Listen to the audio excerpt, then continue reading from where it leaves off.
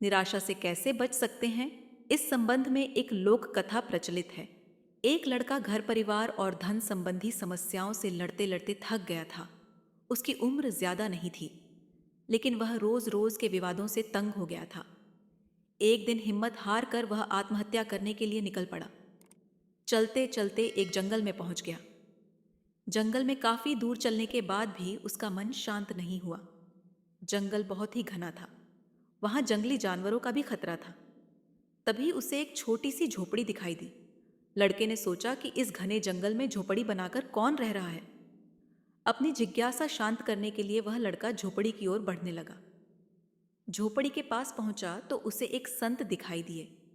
संत ध्यान की मुद्रा में बैठे थे और उनके चेहरे पर शांति और प्रसन्नता दिखाई दे रही थी। लड़का संत के पास ही बैठ गया।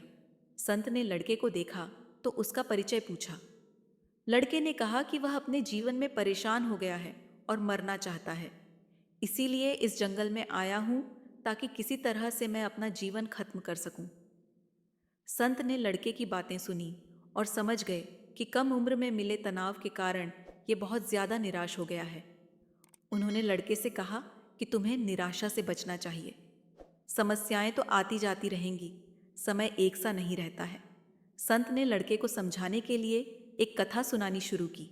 संत बोले, एक छोटे बच्चे ने एक दिन अपने घर में बांस का और एक कैक्टस का पौधा अपने घर के आंगन में लगाया। उसका बागवानी का नया नया शौक था। बच्चा रोज दोनों पौधों की एक समान देखभाल करने लगा। रोज सुबह शाम पानी देता, धूप छांव में पौधों का ध्यान रखता।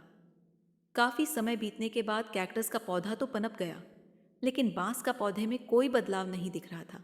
बच्चा सोचता था कि कैक्टस को पनप रहा है, लेकिन यह बांस के पौधे को क्या हो गया है। बच्चा रोज ये बात सोचता, लेकिन वह निराश नहीं हुआ और रोज दोनों की पौधों की देखभाल करता रहा। थोड़ा और समय निकल गया, लेकिन कैक्टस की तुलना में बांस का पौधे में संतोषजनक प्रगति नहीं दिख रही थी। बच्चा अपने मेहनत में लगा रहा।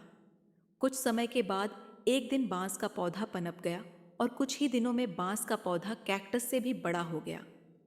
संत ने उस निराश लड़के से आगे कहा कि बांस का पौधा पहले तो अपनी जड़ें मजबूत कर रहा था, इसलिए उसे पनपने में समय लगा। लेकिन वह बच्चा भी अपनी कोशिशों में पीछे नहीं हटा, निराश नहीं हुआ। हमें भी अपने जीवन में दो बातें ध्यान रखनी चाहिए। पहली बात तो ये है कि हालात कैसे भी हों, सकारात्मकता और धैर्य न छोड़ें। दूसरी बात यह है कि पहले हमें अपनी जड़ें मजबूत करनी चाहिए। अगर हमारा आधार मजबूत होगा तो हमारा काम तेजी से आगे बढ़ेगा। सकारात्मकता और धैर्य रखेंगे तो जीवन में जल्दी ही संतोषजनक बदलाव दिखाई दे सकते हैं।